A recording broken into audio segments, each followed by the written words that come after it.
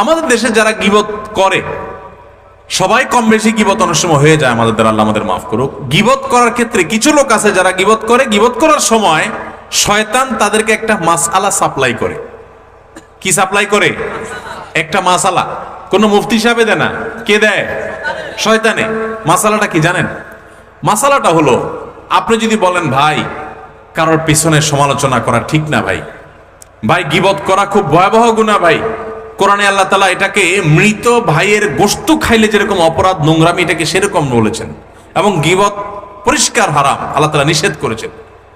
আপনি আরেকজনের গীবত করেন না, এটা বললে তখন ওই লোকের শয়তান ওহী করে, শয়তান তার মাথায় দেয় বুদ্ধি, সে তখন জবাব দেয়, দেখেন ভাই আমি যেটা বলতেছি সত্য বলতেছি, আমি কোনো উল্টাপাল্টা মিথ্যা কথা বলতেছি না, আপনি চেক করে দেখেন।